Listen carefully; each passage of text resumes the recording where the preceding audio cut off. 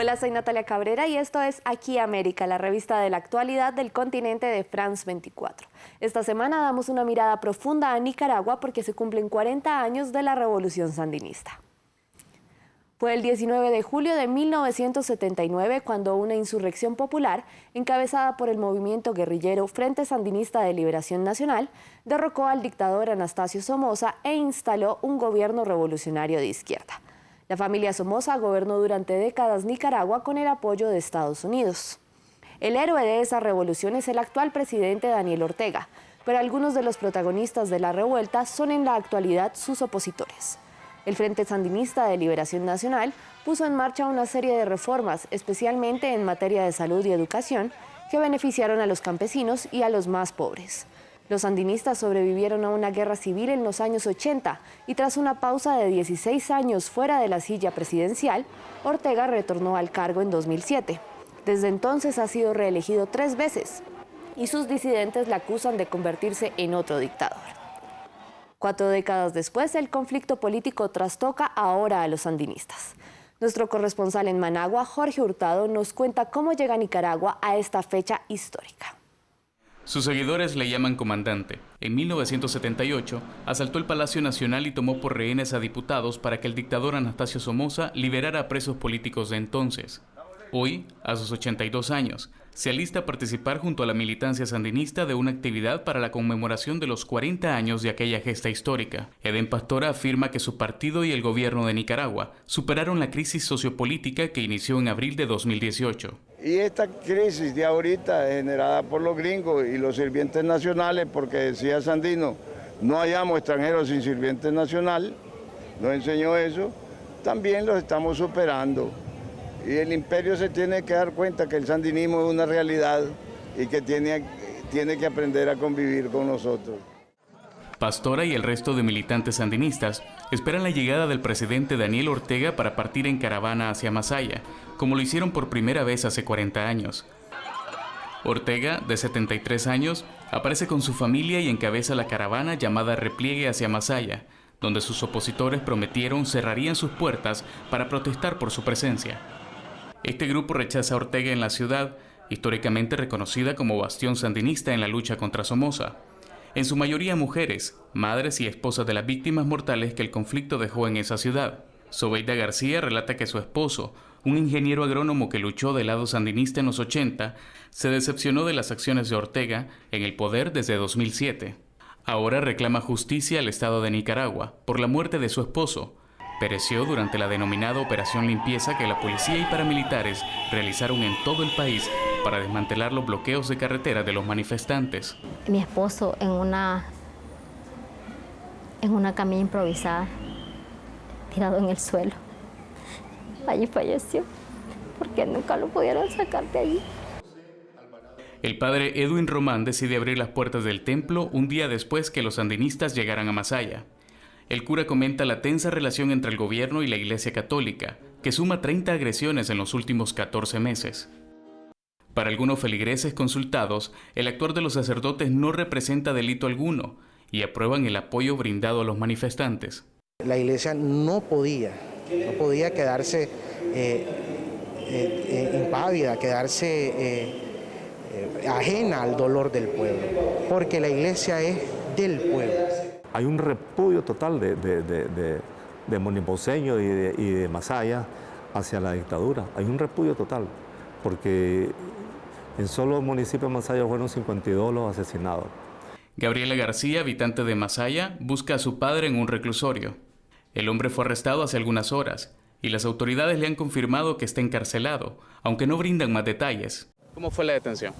Fue arbitraria porque obviamente allanaron mi casa, entraron hasta el fondo, pues, de donde mi papá se encontraba haciendo unos trabajos de soldadura y pues no dieron explicación por qué. Obviamente no presentaron ninguna orden de captura o dieron una explicación, simplemente entraron, le pidieron la cédula y expresaron como que es él y después lo llevaron detenido.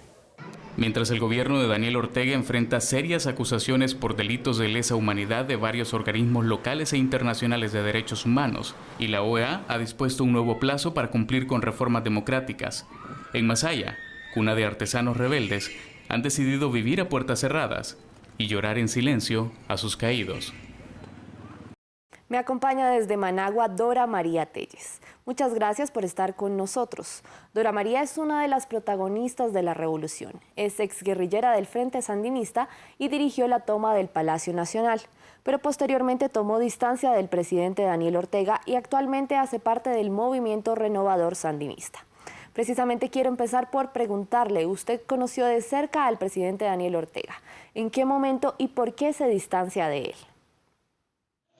Bueno, sí, yo conocí, muchas gracias pues por esta invitación a este programa Aquí América. Yo conocí a Ortega pues desde antes del triunfo de la revolución y pues tomé distancia de él porque Ortega estaba siguiendo un camino claramente caudillista y autoritario y se rechazó que el Frente Sandinista afirmara un compromiso verdaderamente democrático y que se democratizara el partido mismo.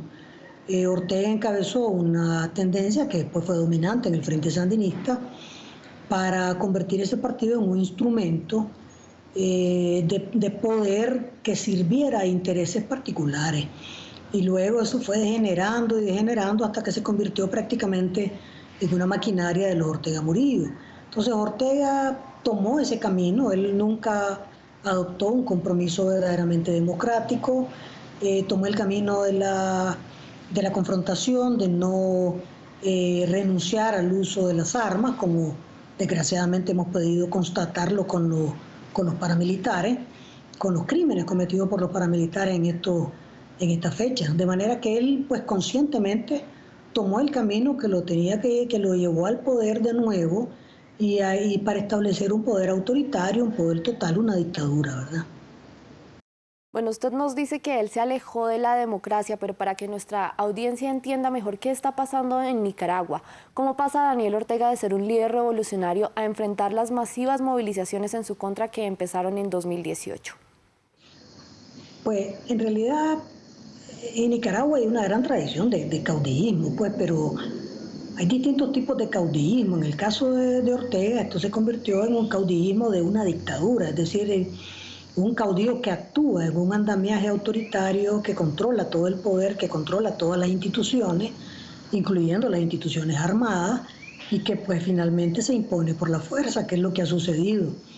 En abril del año pasado hubo un levantamiento cívico, protestas cívicas en todo el país, en principio protestando por la reforma al sistema de pensiones y por el descuido del medio ambiente, y luego con la represión de la dictadura de los Ortega, pues la gente se volcó a la calle demandando democracia y justicia.